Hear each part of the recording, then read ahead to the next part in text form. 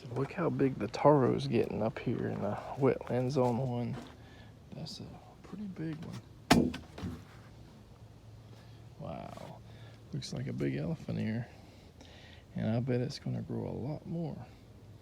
So we've been growing taro for a few years in a raised bed, and I guess for whatever reason, must not have been getting enough nutrients, or the root density or something might have been a problem. But here, this is very soft, very nutrient dense soil. And wow, very nice. So what do we have left to plant in Wetlands Zone 1 this season?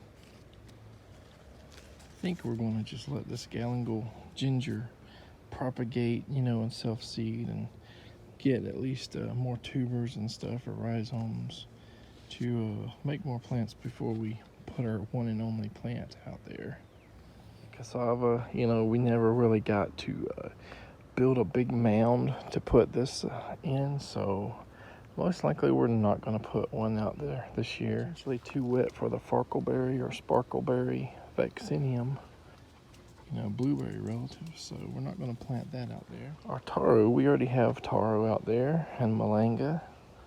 We already have a few varieties of hibiscus and mallows, and we're undecided kind of about everything. But look at these Chiang Mai 60 mulberries. Wow, they're leafing out really good, aren't they? Definitely will put something like that out there if that other one is indeed dead, that is in the ground, but probably next year.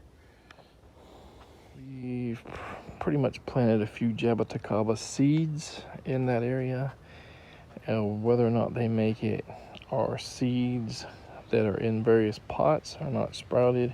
We're going to keep some if they sprout and do well for us, probably at least over winter for a season, if not longer. We've already got arrowroot in the area. We've got, all kinds of stuff, just here, there, and everywhere.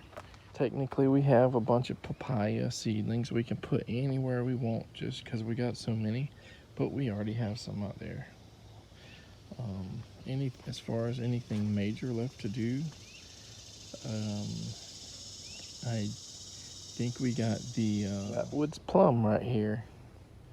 That's probably our last major thing for the season, and then we'll mostly be done with Wetlands Zone 1 for the season. Let's just plant this flatwoods plum out, find a place for it really quickly, and call it a day. Kind of in the weeds here, but there we go. We're gonna water it, and that's officially like our last major planting, as far as I know, in Wetlands Zone 1, the flatwoods plum. So we have 2 now. Still probably post updates of how everything's going in this area, our elderberry experiments, but I'm not sure if we're going to do just a Wetlands 1 update unless we get some kind of plant material that we're not planning to get. It just comes, to us somehow. But it could just be updates from our general garden vlogging. Let's get these guys watered. Alright, and we're gonna just kind of give these bananas and this little banana mound a watering. Now when we water, we also go down here where all the log material is, so that's gonna collect some moisture and stuff. As these bananas put down roots, longer into the ground, they can collect that water and those nutrients from those decomposing or composting logs and leaves and stuff in there. I did forget one, and it's because I hid it from myself. I'm not sure where I put that other passion flower, not the maypop, but the purple possum passion flower. It should be somewhere in here. Haven't seen it so far. I think I found it. All right, there it is. Not super big. hopefully it'll do well though if I put it in the ground. Let's go ahead and finish it up so we can say this is, you know, the kind of the Wetlands Zone 1 finale for the most part. Put this in a strange place, not quite on a fence line. Just over here where like some really tall weeds and stuff or shrubs are. And this is also going to be where I put American persimmons and stuff here. So over time, if this guy survives, it'll have plenty of things to climb up on. It's got a good protection with all the weeds and little shrubs and stuff around it right now. So it shouldn't get too hot, hopefully, in the summer. This poor orange tree has just all withered up, and I haven't been able to make it happy since moving it. Root stress, transplant stress. Maybe we destroyed too many roots putting over here, or maybe because it was growing in the shade all that time and now it's in the really full sun here. Just might not be happy. We might have to do a major pruning to try to see if it'll recover with less top growth here.